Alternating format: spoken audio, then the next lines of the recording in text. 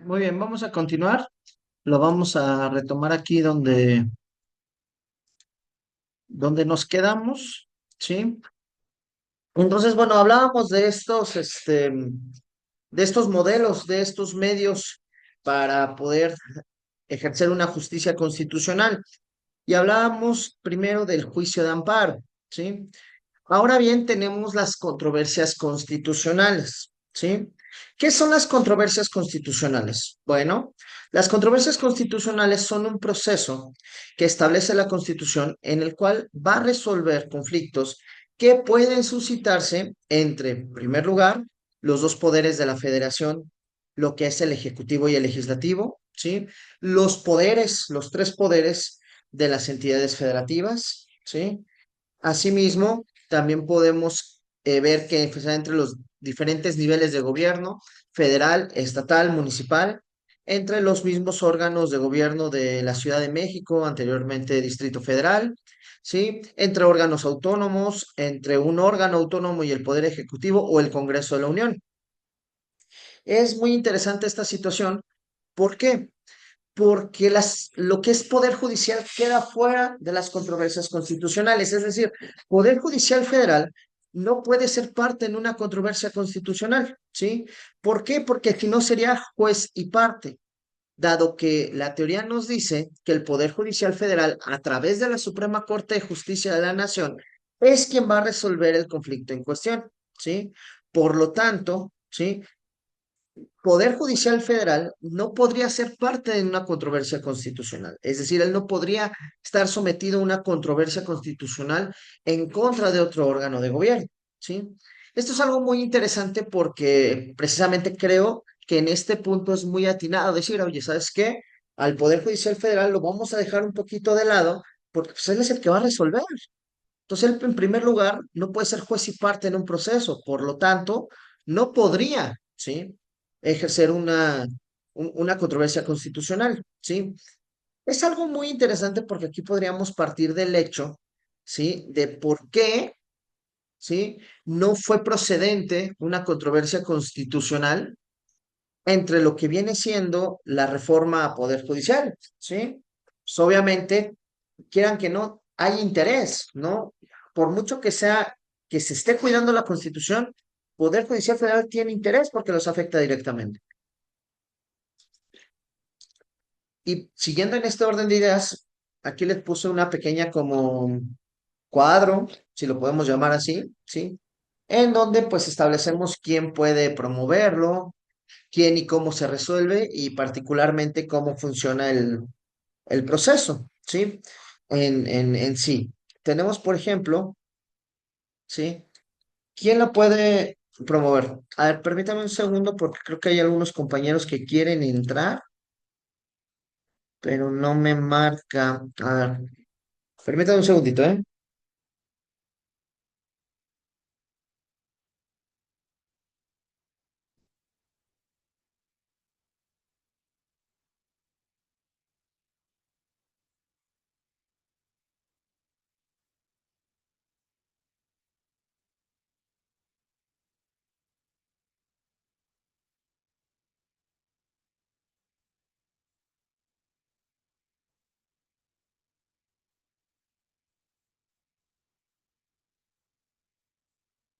Una disculpa, ¿sí? Entonces, bueno, decíamos, las controversias constitucionales, ¿quién puede promoverla? Bueno, lo puede promover, ¿sí? Los poderes legislativo, ejecutivo y judicial de los estados, los municipios, el poder ejecutivo federal, ambas cámaras del Congreso de la Unión, los órganos constitucionales autónomos, ¿sí? Tanto federales como estatales, ¿sí? Precisamente cualquiera de las partes que vimos de estas controversias pueden promoverla, ¿sí? Cuando se trate de leyes, pasando al segundo punto de quién y cómo se resuelve, tratándose de leyes, ¿sí? De una controversia constitucional derivada de una norma, ¿sí? Va a resolver el Pleno de la Suprema Corte de Justicia, ¿sí? Y se podrá generar o determinar la invalidez de esta norma general bastando con una mayoría de votación, que son de 8 de los 11 ministros. Ahorita, bueno, ya a raíz de que se va a bajar, recientemente hubo precisamente un debate ahí entre la ministra Bartres y la ministra Norma Piña sobre cómo se van a calificar ahora las mayorías, si va a ser igual de la mayoría del total de miembros o de los que estén presentes, ¿sí? Para someter a votación, por ejemplo, esta situación. La Constitución marca, ¿sí? Que son del voto de 8 de 11 ministros antes precisamente de la reforma, ¿sí? ¿Sí? Y por ejemplo, también nos habla, ¿sí? De que cuando se presente este proyecto de invalidez de una norma general, ¿sí? Sí. Será el ministro encargado de presentar a que se le turne resolver esta problemática, será el que tenga que presentar el proyecto ante los demás ministros y realizar la votación, ¿sí? Esto es, digamos, mayoría absoluta. Si tenemos una mayoría simple, es decir, si se alcanza nada más la mitad más uno de lo que viene siendo la votación, ¿sí? La invalidez se va a aplicar únicamente para, ¿sí? Las partes involucradas. Esto es algo muy interesante, ¿sí? Porque cuando se tratan de normas generales tenemos dos probables resultados. El primero, que se declare totalmente inválida de forma general la norma, ¿sí? O bien que nada más le afecta a las partes. Eso va dependiendo de cuántos votos se resultaron de los ministros de la Corte, ¿sí? Ahora bien, esto hablando de norma general, cuando hablamos que una controversia constitucional se suscita por motivo de un acto u omisión, ¿sí? Que se susciten entre las partes, ¿sí? La va a resolver la sala, ¿sí? Las salas de la Suprema, que todavía inclusive estaban debatiendo si van a seguir funcionando en salas o si ya nada más van a funcionar en plenos, pero se establece que van a funcionar todavía en salas por lo pronto, ¿sí? Y que bastaría con el 3 de los 5 ministros de cada una de las salas, ¿sí? Para poder declarar este acto o esta omisión no acorde a la Constitución, ¿sí? Y pues meramente procedimentalmente hablando, ¿cómo funciona? Que una vez que se publique, por ejemplo, el decreto en el Diario Oficial de la Federación, tenemos 30 días para presentar la demanda de controversia constitucional. Se le va a designar a un ministra o ministro instructor, que es el que va a hacer el proyecto. ¿Sí? Se va a admitir o desechar dependiendo, en este caso, cuáles sean esos conceptos de constitucionales agraviados. ¿Sí? Si se admite, se fija para una fecha de audiencia, ¿sí? En la cual, bueno, pues prácticamente es rendir alegatos.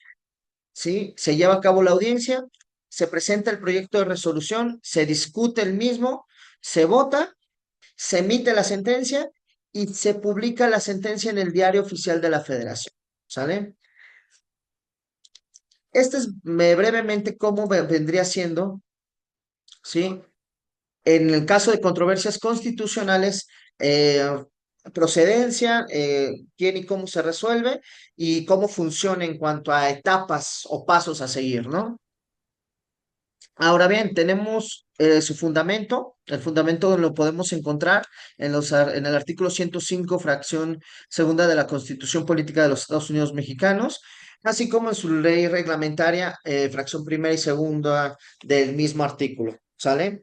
Entonces, constitucionalmente tenemos también una ley reglamentaria que nos va a hablar principalmente de este tema. ¿Sí? Y en ese mismo orden de ideas tenemos el otro o el último, ¿sí? Tipo de control para ejercer una justicia constitucional que en la misma Constitución nos reconoce, que son las acciones de inconstitucionalidad. Anteriormente hablábamos precisamente de lo que era aconstitucional, inconstitucional, ¿sí? Y, y veíamos la diferencia que podría radicar entre, bueno, no hay que ser, hay que tener los conceptos bien familiarizados, ¿no? ¿Qué momento hablamos de algo inconstitucional? ¿En qué momento hablamos de algo aconstitucional? Etcétera, ¿sí? Tenemos, por ejemplo, que las acciones de inconstitucionalidad, ¿sí? ¿Sí? se tramitan ante la misma Suprema Corte de Justicia de la Nación cuando se considera que sea una norma general, un tratado internacional o algún reglamento o un decreto, no respeta lo que establece la Constitución. ¿Sale? ¿Esto en qué sentido? Lo que se busca, ¿sí? Es que se garantice que la Constitución sea cumplida, se garantice este principio de supremacía constitucional, ¿sale? Entonces, cuando hablamos de esta acción de inconstitucionalidad, estamos hablando precisamente de cuando respetamos algo, ¿sí? Que sea acorde a la Constitución. Las controversias constitucionales podríamos establecer que inclusive era como como un criterio en contrario, vamos a llamarlo, como cuando, o sea, dos órganos, ¿sí? Se pelean por la interpretación de una norma, ¿sí? Aquí hablamos de que es una situación de que la Suprema Corte de Justicia tiene que cuidar y velar que todas las normas que salgan sean acorde a la Constitución y que no trasvenga los principios establecidos en la misma, ¿sí? Si no se respeta el texto constitucional, si no sobresale esta supremacía constitucional, pues bueno, entonces deberá de haber una declaratoria de inconstitucionalidad, ¿sí? Y a su vez, como en la controversia constitucional, les puse exactamente lo mismo, ¿sí? Aquí quienes pueden promoverla, tenemos, ¿sí? Que la Constitución y su ley reglamentaria nos dice que necesitamos una minoría parlamentaria, que es el 33% tanto de la Cámara de Diputados o de la Cámara de Senadores, ¿sí? Igualmente en las legislaturas estatales, ¿sí? Algo que, por ejemplo, pues hablando concretamente en el sentido de la reforma al Poder Judicial, tampoco se pudo promover una acción de inconstitucionalidad porque de entrada no teníamos la minoría parlamentaria, ¿sí? Necesaria para promover esta acción de inconstitucionalidad, ¿sí? También la puede promover el Ejecutivo Federal, ¿sí? La pueden promover los partidos políticos con el registro ante el INE, ¿sí? Y la puede promover la Comisión Nacional de Derechos Humanos, ¿sí? O sus equivalentes en los estados, el INAI o otros órganos de esta naturaleza, y también la Fiscalía General de la República. Son las partes que pueden promover la acción de inconstitucionalidad. La acción de inconstitucionalidad, ¿quién y cómo se resuelve? Bueno, también lo resuelve la Suprema Corte de Justicia de la Nación, ¿sí? Y se necesita una mayoría absoluta de 8 de 11 votos a favor de la sentencia de inconstitucionalidad. ¿Sí? Es decir, para que podamos declarar una norma como inconstitucionalidad se necesita que 8 de 11 ministros estén de acuerdo, ¿sí? Todavía están haciendo todos estos cambios que va a haber a la a las mismas leyes reglamentarias, precisamente ahora que van a recortar el número de ministros que hay en la Suprema Corte. Vamos a ver si va a prevalecer estos principios de mayoría absoluta o mayoría simple, ¿sí? Tal parece que ya se va a prevalecer nada más mayoría simple por ahí en el debate que estaban haciendo los ministros recientemente, este, el ministro Aguilar decía que no, que lo ideal es que sería una mayoría de los que estén presentes al momento de de la votación, precisamente para evitar, ahora que se reducen el número de ministros que van a conformar la Corte, pues se reduce el número de votaciones. Por lo tanto, pues lo más ideal sería de los que estén presentes, ¿sí? La mayoría simple, ¿sale? Eh, en este caso, a diferencia de la controversia constitucional, si aquí no se alcanzan esos votos necesarios, ¿sí? El proyecto se desestima. Es decir, ¿sí? No se va a declarar inconstitucional y se puede volver a someter, ¿sí? A un nuevo proyecto para ver si bajo otros argumentos se puede declarar. ¿Sale? Y dentro de cómo funciona en esta orden de ideas, tenemos que funciona de la siguiente manera, ¿sale? Igualmente, una vez que se publica esta norma o este decreto en el Diario Oficial de la Federación, presentamos nuestra demanda, la cual se le va a designar a una ministra o ministro instructor, ¿sí? Se admite la demanda, se da el aviso, ¿sí? A la parte demandada, que en este caso pues va a ser, normalmente va a ser el ejecutivo, que es el quien promulga la ley, ¿sí? Y va a rendir sus informes. Se puede declarar inclusive una suspensión, es decir, se va a suspender los efectos de esa norma general hasta en tanto se resuelva. Se presentan los informes, rinden alegatos por las partes, se presenta el proyecto ante el Pleno de la Suprema Corte, se discute el proyecto y se dicta la sentencia. Si tiene las votaciones necesarias, se publica la sentencia en el Diario Oficial de la Federación. ¿Sí? Si observamos particularmente ambas figuras, ¿sí? Hablando particularmente de las controversias constitucionales y de la acción constitucional, bueno, aquí tiene su fundamento en el artículo 105 de la Constitución y en su ley reglamentaria. Es la misma ley reglamentaria para la acción de inconstitucionalidad que para la controversia constitucional, y ambos encuentran su fundamento constitucional en lo que es el artículo 105, fracción primera y segunda de nuestra Carta Magna. Hablando muy particularmente de estos dos controles o medios de impartición de justicia constitucional, si podemos fijarnos dentro del procedimiento, pues tiene sentido. O sea, podemos establecer que se está habiendo una verdadera impartición de justicia, porque se somete a un estudio, ¿sí? Lo interesante es que aquí, a diferencia de a lo mejor un procedimiento ordinario, o inclusive a diferencia del amparo, pues aquí meramente estamos revisando que no contravengan los principios de la Constitución, ¿sale? Entonces volvemos a esa pregunta central que hice al principio. ¿Estamos hablando de legalidad constitucional o estamos hablando de justicia constitucional? Es decir, solo porque esté en la Constitución y cuidemos lo que dice la Constitución, ya automáticamente se está impartiendo justicia o no, ¿sí? Los medios están, y creo que son medios correctamente diseñados, ¿sí? Pero después entramos a otro tema de debate o entramos a otro tema de estudio, que es el famoso juez constitucional, ¿sí? Aspiracionalmente, inclusive podemos establecer en la mayoría de los juristas, en la mayoría que estudiamos esta profesión, que bueno, que la máxima dentro del derecho como juzgador es llegar a la Suprema, ¿sí? El hecho de tú sentarte en la Suprema Corte de Justicia de la Nación como un ministro de la Corte, pues creo que para una persona que tiene deseos o que tiene aspiraciones de juzgador, pues es el máximo, ¿no? Y justamente estos ministros son los que podemos establecer que son los máximos jueces constitucionales. Pero aquí es algo muy interesante, ¿sale? Conceptualmente hablando, hablamos que el juez constitucional protagoniza, perdón, la función de tratar de llevar de forma óptima, de forma eficaz, todos los procesos constitucionales para defender la misma Constitución, ¿sí? Y defender sus valores, hacer más efectivo el derecho y alcanzar esa paz social de justicia.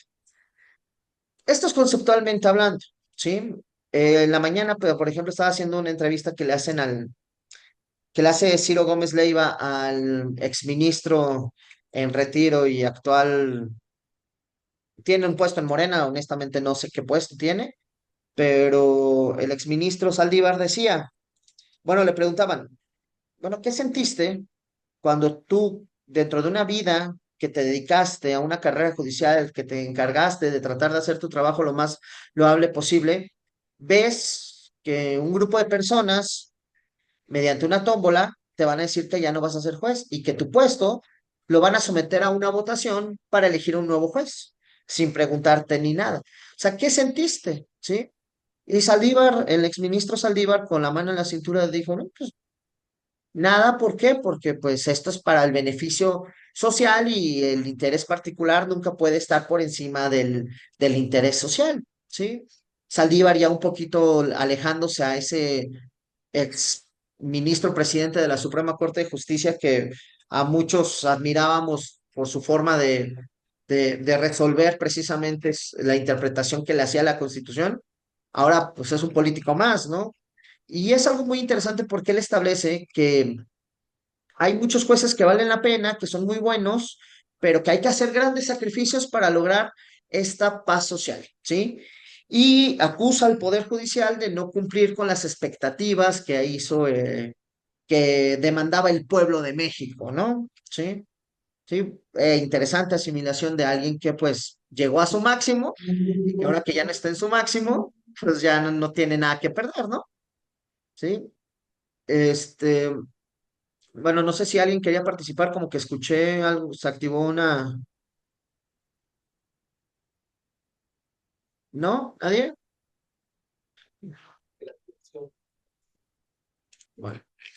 Entonces, bueno, particularmente trayendo esta visión que tiene el exministro Saldívar en esta situación, ¿sí? Estamos en una medida de establecer cuáles son los alcances de este juez constitucional. O sea, porque si lo vemos desde el punto de vista como lo ve Saldívar, pues un juez constitucional realmente es desechable, ¿sale? Y pues no están haciendo bien su trabajo. Entonces quiere decir que los nuevos que elija el pueblo, ¿sí? Van a hacer su trabajo. Bueno, quién sabe, ¿no?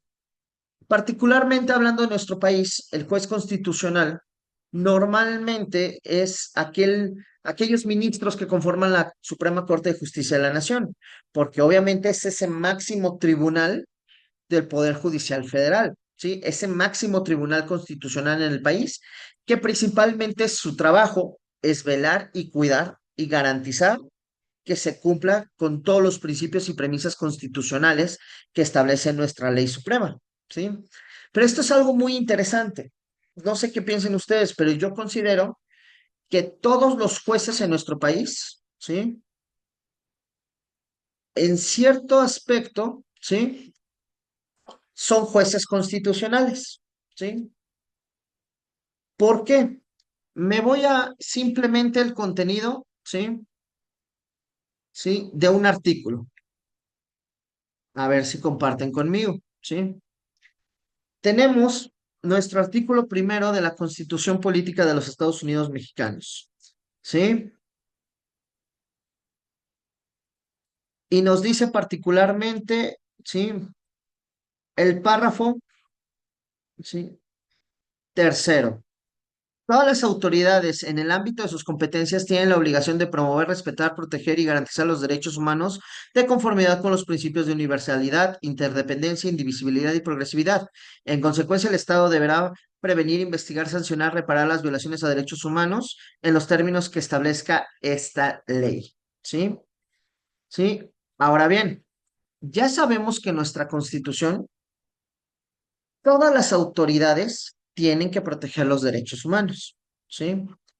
Ahora bien, partiendo de esta situación, un juez local, el juez primero laboral, es una autoridad.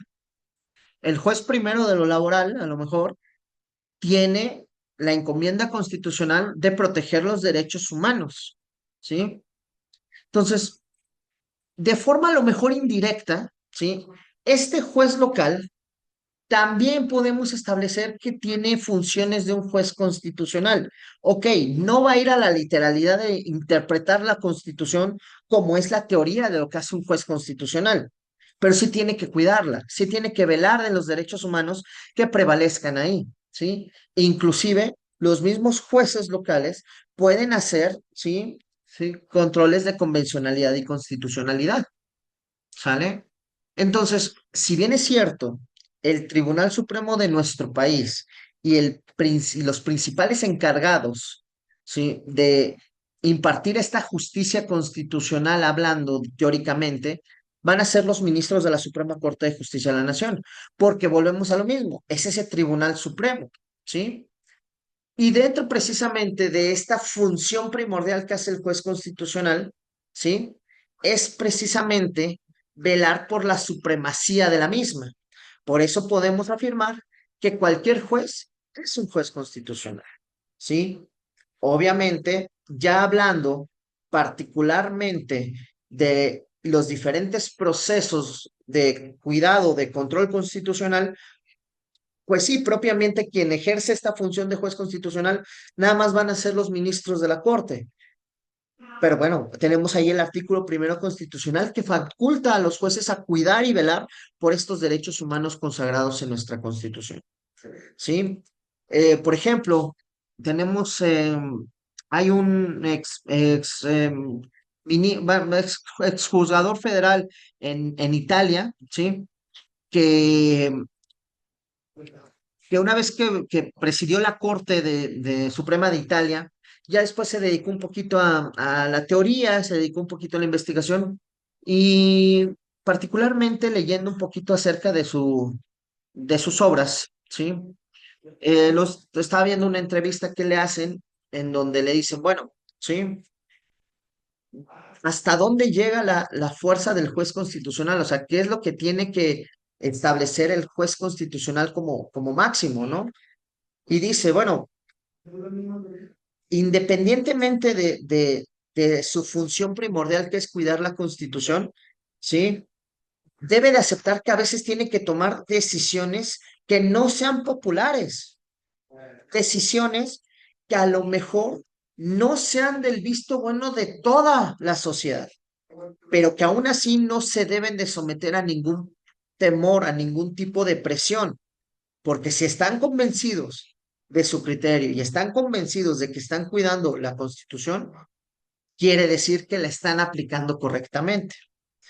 Este, este exjugador italiano, Gustavo Zagrebeschi, les recomiendo mucho un poquito de su lectura, tiene temas en materia constitucional muy interesante, ¿sí? Creo que define perfectamente en lo que se va a convertir el nuevo juez mexicano, ¿no? Eh, Insisto, esto no lo estamos sabiendo simplemente de una crítica política, sino de darle sentido y saber en dónde estamos parados. Si con carrera judicial, si con años de experiencia, posiblemente algunos jueces son sometidos a ciertas presiones o a ciertas situaciones, pues ahora me pregunto, como lo comentábamos la clase pasada, ¿qué va a pasar cuando una persona que se quiera someter a votación para ser juez, pues atiende dentro de esa pequeña campaña política que tiene que hacer, porque tiene que convencer a la gente, al final tienes que salir a la calle a convencer a la gente, vota por mí, voy a ser un buen juez, a decir, bueno, voy a proteger la agenda LGTB y más, ¿sale? Y que al momento que esté sentado en la silla y se le presenta un asunto que se ve involucrada a la comunidad y que no pueda responder a favor, ¿qué va a pasar con ese juez? O por el contrario, que sí responda a favor sabiendo que no le asiste la razón, ¿sí? Entonces, creo que aquí, por ejemplo, Gustavo Zagrebesky tiene como esa situación, ¿no? O sea, que el juez no es popular, ¿sí? El juez no tiene que atender a una situación de caerle bien a la gente. El juez tiene que hacer su chamba, ¿sí? Y su chamba es dictar resoluciones apegadas a lo que dice el derecho. Y si lo hablamos en materia constitucional, el juez, sin importar si sea popular o no su decisión, tiene que prevalecer la Constitución porque por eso la Constitución está, ¿sí? Y justamente es que por eso se le ponen límites a estos tribunales constitucionales, ¿sale? Estos límites que pueden tener, aquí enumerados brevemente, habla precisamente de esa fuerza que puede tener como contrapeso de los otros poderes. ¿Por qué? Porque en cierto modo, primero el Tribunal Constitucional actúa como si fuese un comisario del poder constituyente. ¿Por qué? Porque también lo que hace el poder constituyente al momento de crear una ley o no, pues la realidad es de que la constitución se puede modificar. Entonces, al modificarse, el juez constitucional debe de atender precisamente a esta situación, a esta agenda, ¿no? En segundo lugar, el Poder Legislativo posee dentro de sus funciones un respeto a la Constitución, pero también facultades en relación al Tribunal Constitucional. ¿Por qué? Porque puede aprobar o modificar las legislaciones, como estamos pasando. Se aprobó y se modificó, ¿sí? Contenido constitucional que habla de Poder Judicial y se están modificando las leyes que regulan el actuar del Poder Judicial, ¿sí? También, por ejemplo, ¿sí? Aquí es algo bien interesante. O sea, al final del día, los jueces son elegidos, ¿sí? En qué sentido? ¿Sí? ¿Cómo se elige un ministro de la Corte? Anteriormente se proponía una terna por parte del Ejecutivo. De esa terna, el legislativo hacía una especie de revisión, una especie de entrevista y determinaban quién era el candidato más óptimo para ocupar el puesto. Sí, entonces al final del día, pues se supone que si ya teníamos esa situación y que los legisladores, bueno, los diputados y senadores son los representantes del pueblo, pues ya se cumple con esta voluntad del pueblo, ¿no? Sí. Ahora bien, sí, el Tribunal Constitucional, sí, obviamente está sometido también a tribunales internacionales y lo hemos visto. ¿Cuántas sentencias en materia internacional no ha sido condenado el Estado mexicano? ¿Sí?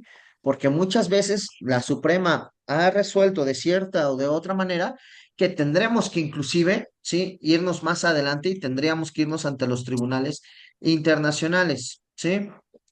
Eh, Partiendo particularmente de esta situación, ¿sí? Es precisamente que hablamos del control convencional, ¿sí? Y simplemente para terminar, pues el control de convencionalidad o el control convencional es un mecanismo que se utiliza para que se garantice que todas las normas nacionales no solo estén compatibles con la Constitución, sino también con el ámbito internacional. ¿Por qué? Porque al final del día vivimos en un mundo globalizado, vivimos en un mundo en donde ya no podemos estar aislados. Por lo tanto, México es parte de diferentes órganos internacionales y al ser parte de estos organismos internacionales, México tiene que cumplir con las disposiciones que se establecen, ¿sí? ¿Cuántos tratados internacionales que México, sí, ha firmado no han podido ser ratificados por el Senado porque contravienen a la Constitución y no hayan la forma de adecuarlos? ¿Sale? Precisamente este control de convencionalidad es lo que faculta justamente a poder hacer esta mancuerna entre lo que diga la Constitución y lo que digan las normas internacionales.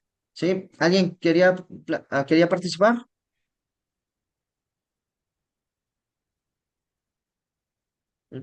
Bueno, pues bueno, básicamente estos son los últimos temas que teníamos que abarcar. Hasta aquí me voy a quedar, también porque ya se nos está acabando el reloj. Sí, insisto, estas dos sesiones también se están siendo grabadas. También las voy a subir a la plataforma para que las puedan ustedes ver. Las diapositivas ahorita se las mando tanto a WhatsApp como a la plataforma. Y pues bueno, de antemano no me queda más que agradecerles por su tiempo, por su atención. Fue un gusto y un placer poder estar platicando con ustedes, aprendiendo también de ustedes. Y pues espero que lo poco, mucho que les pude compartir de mis conocimientos les sea de ayuda. Y pues bueno, nos estaremos viendo por ahí más adelante seguramente. Sin embargo, bueno, tienen mis datos y pues aquí estoy a la orden.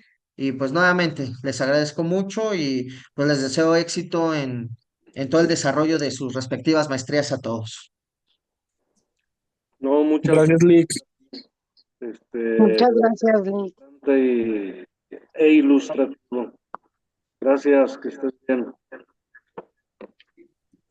Perfecto, muchísimas gracias a todos y Muchas bueno, gracias, pues profe. estamos en contacto. Cualquier cosa respecto al examen y demás, todavía vamos a estar en el grupo. Cualquier cosa me avisan y aquí estamos a la orden. Muchas gracias, Lick. Bien, que tengan buena noche a todos. Hasta luego.